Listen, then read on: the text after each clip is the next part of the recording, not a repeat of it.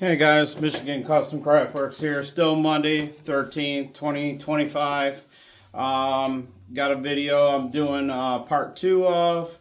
Today's project is going to be stitching up 3 leather belts. You guys are going to see one in the video of some premium leather belts that I'm doing for a couple of customers of mine. And my question to you is, what makes a good premium quality leather belt? Got 3 tips here today that I think you'll be interested in. Stay tuned, let's get started.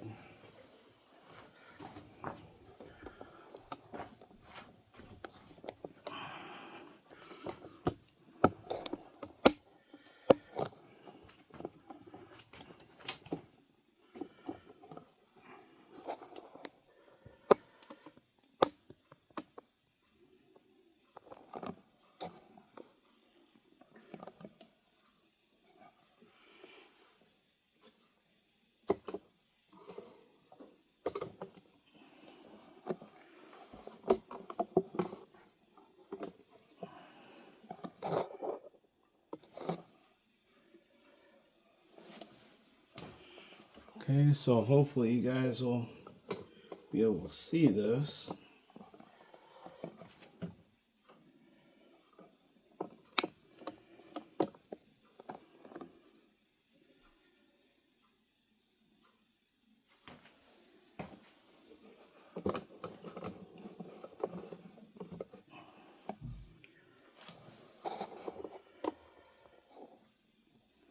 That's about the best I can get you guys in here.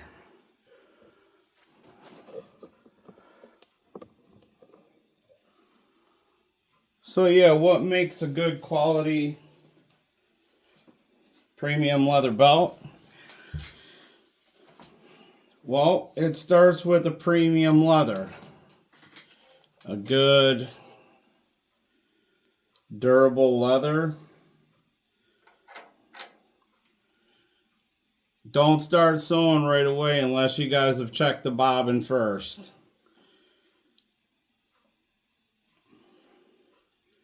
Some of you, it's easy to get in a rush when you're in the middle of a project, but, you start stitching and sewing, and 20 stitches later, you realize that, oh, the bobbin's empty.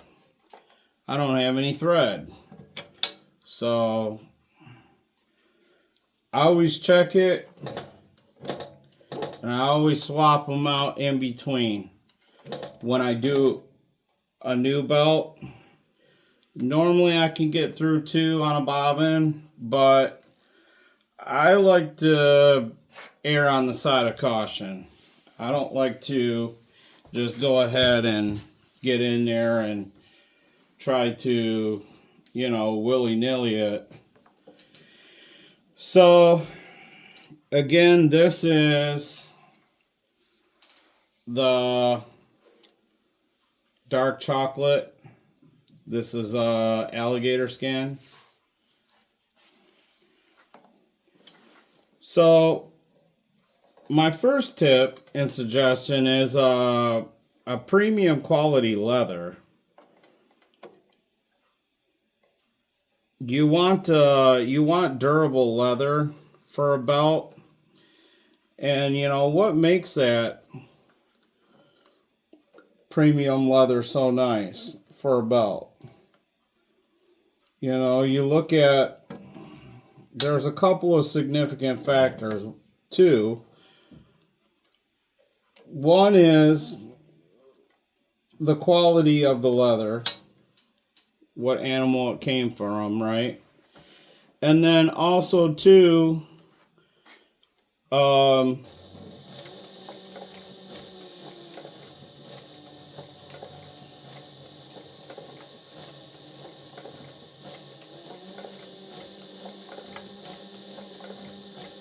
what is the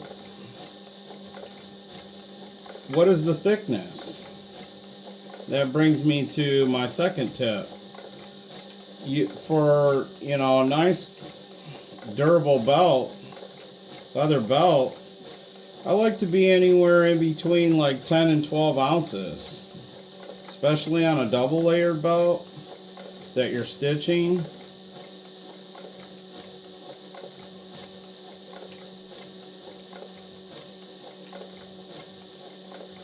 Nice English bridle, veg tan. Now there's many different brands out there, or different, company vendors and stuff like that.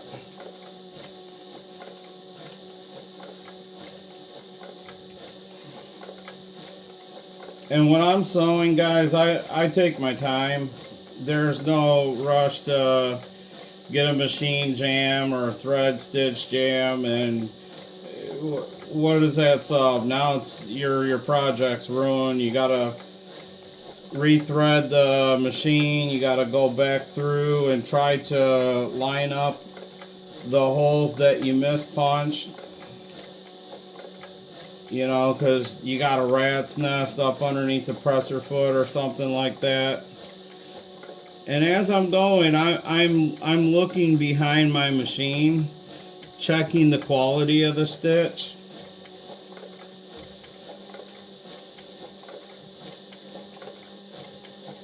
And then my third tip would be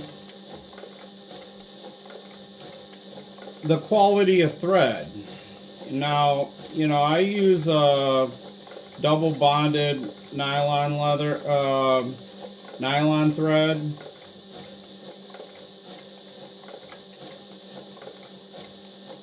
A lot of my machines sew really nicely with the bonded nylon thread, and it's a nice thread that really holds the leather together.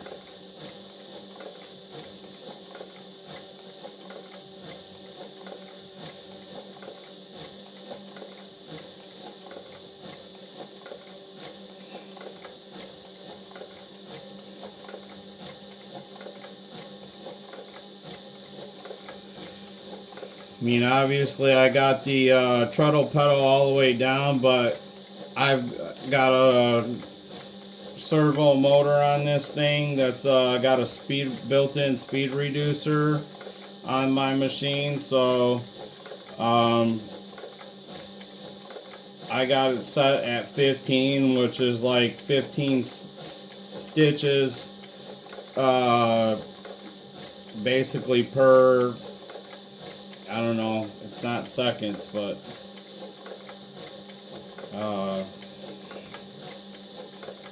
you know what I'm trying to say, and if not, leave it down in the comments. I just can't think of it.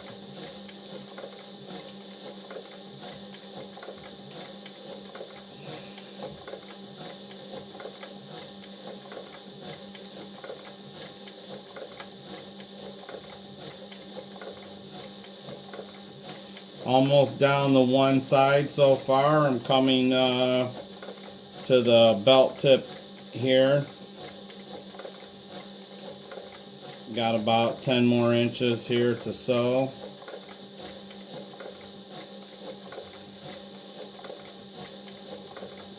So yeah, this is part 2. I'm just stitching them up. These are the last 3.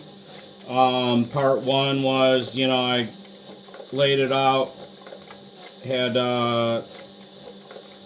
cut the leather belt blanks, taped them up, prepared for the leather dye, dyed them all together at once, and buffed them dry. My next step was to apply a top coat and leather finish on them, and then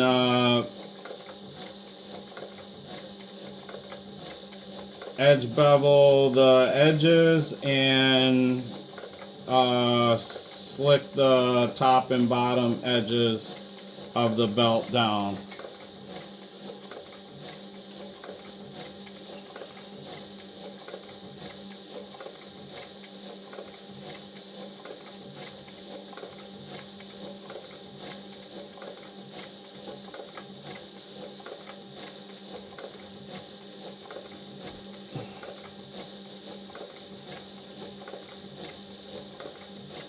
I use the rubber cement for the gluing the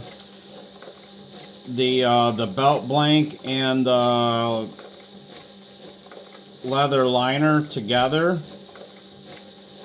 I let it dry overnight and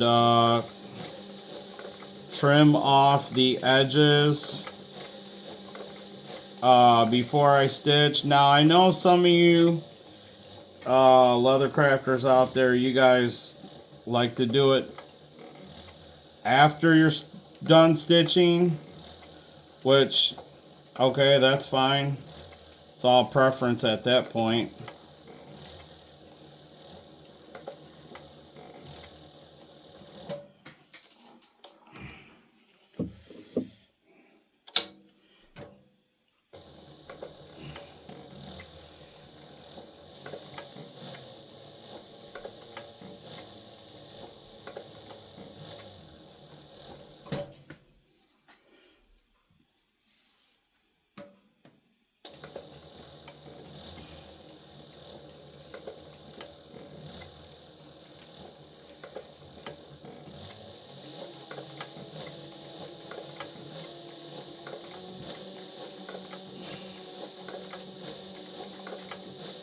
Back up the top side of the belt here.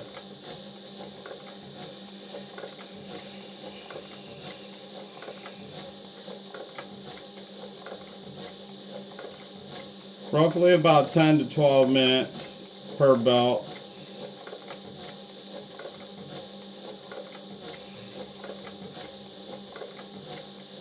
This is a size 44 belt for this customer. To stitch something like this, hand stitching, it would probably take me about 4 or 5 hours.